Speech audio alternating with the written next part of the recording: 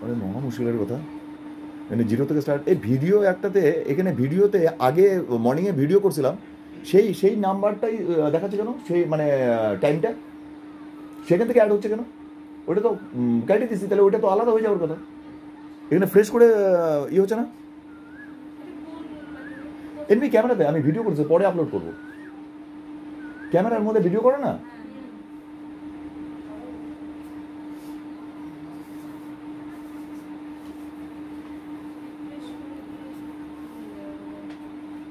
থাক, হোক, পরে দেখব।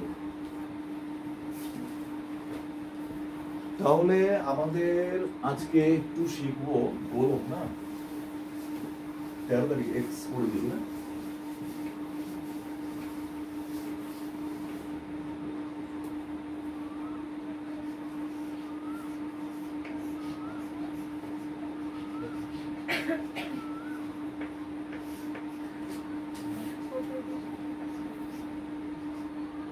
গোলকের সমান্তরাল ক্ষেত্রফল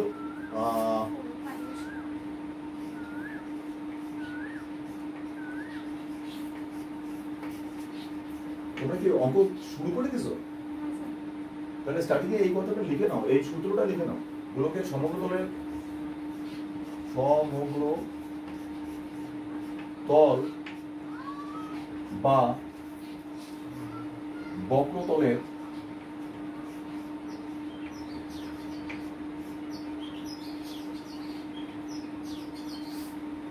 ক্ষেত্রফল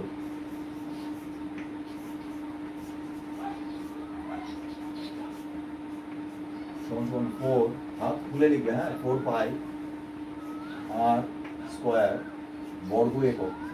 বর্গ কথাটা থাকবে স্কোয়ারের জন্য, একক যদি মিটার থাকে মিটার লিখবো, সেই জন্য সেটা তো যেহেতু জানি না, সেই জন্য এখানে লেখা আছে বর্গ একক।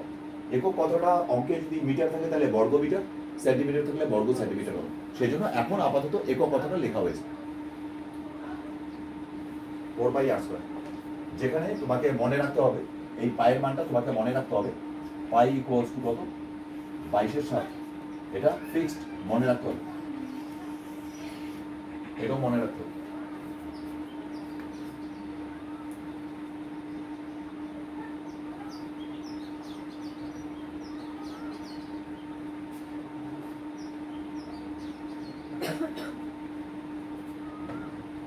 লেখা হলে বলবে আমাকে, হ্যাঁ। সবার হয়ে গেছে? এটা তাহলে মুছে দিচ্ছি, তাহলে একটু ক্লিয়ার হচ্ছে। এখানে আরটা কি বললাম, আর মানে ব্যাসার্ধ কিন্তু, হ্যাঁ, আর মানে ব্যাস না কিন্তু, অনেকে ভুল করে ব্যাসকেই বসায় দেয়। আর মানে ব্যাসের অর্ধেক ব্যাসার্ধ, জেনে নাও। আর 4 তো 4, পাই মানে 22/7, ব্যাস হয়ে গেল। এবার কোশ্চেনটা পড়ছি, দেখো প্রয়োগ 1-এর। আর যখন যখন যেটা হবে সেটা ঠিক মারবে। আর এই যে সূত্রগুলো দিচ্ছি, সূত্রগুলো ঝরঝরা মুখস্থ করবে এবং আলাদা করে লিস্ট করে নেবে কিন্তু, নাহলে কিন্তু সূত্র না মনে রাখলে অঙ্ক হবে না। কি বলেছে, যদি বলটির ব্যাস, আমি কোশ্চেনটা পড়ছি, যদি বলটির ব্যাস 42 সেন্টিমিটার হয়, তবে বলটিতে কতটা চামড়া আছে হিসাব করি। একটা বল তৈরি করতে চামড়া লাগে ন্যাচারালি। বলছে বলটির ব্যাস বলে দিচ্ছে 42 সেন্টিমিটার, 42 সেন্টিমিটার।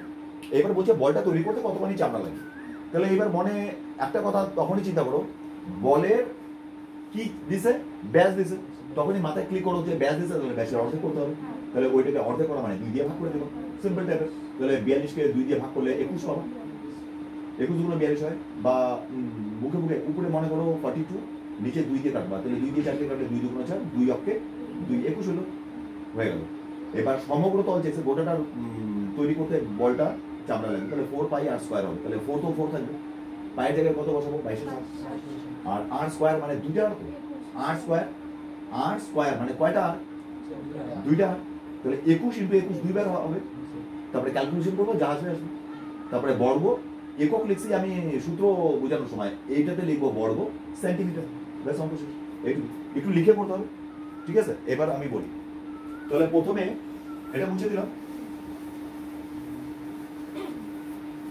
তাহলে প্রথমে যেই ইনফরমেশনটা দিছে তোমাকে, সেই ফুলে লিখলে। তাহলে কি লিখবো, বলটির ব্যাস লিখবো প্রথমে, বলটির কি লিখবো, ব্যাস। বলটির ব্যাস, এবং ব্র্যাকেটে বইয়ে লিখে নি, তুমি লিখে নাও, ব্যাস মানে 2r সমান সমান 42 সেন্টিমিটার। আর সেন্টিমিটার বাংলায় লিখতে পারো, ইংরেজিতেও লিখতে পারো সিএম। সুতরাং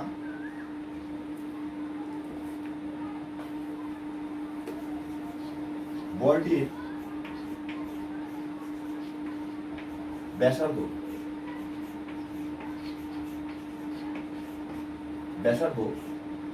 হয়ে যাবে আর, তার মানে এটা হয়ে যাবে 42/2 সমান 21 সেন্টিমিটার।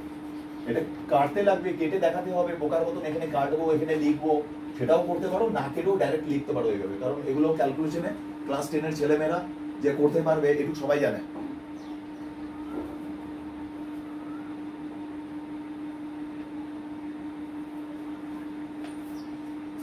আর একটা মজার কথা আছে, এই 2টা কোথা থেকে আসলো? অর্ধেক মানে 2 দিয়ে করতে হয়, সেই 2টা কোথায় আসছিল? ব্যাসে ছিল 2r, তুমি আর রাখছো, তাহলে 2 এর সাথে r এর সম্পর্ক গুণ থাকলে 2টা ভাগ হয় না? গুণ থাকলে ওই পাশে শিফট করছি, 2টা ওই পাশে গেছে, তাহলে গুণ থাকলে ভাগ হয়। বুঝতে পারো কথা? তুমি বুঝতে পারতেছো ইসে বাবাই? এরপরে কি চাইছে? বলটার কত চামড়া লাগবে, তাহলে ল্যাঙ্গুয়েজটা কি দিছে ওরা দেখে নাও। বলটি দিয়ে কতটা চামড়া আছে, তাহলে তখনই তোমাকে চিন্তা করতে হবে বলটি তৈরি করতে কতটা চামড়া চেয়েছে, তার মানে বলটি চামড়া লাগবে এরকম লিখবো না, ওটা অ্যান্সারে লিখবা, লাস্টে তুমি লিখবা বলটির সমগ্রতলের ক্ষেত্রফল। বুঝতে পারলাম?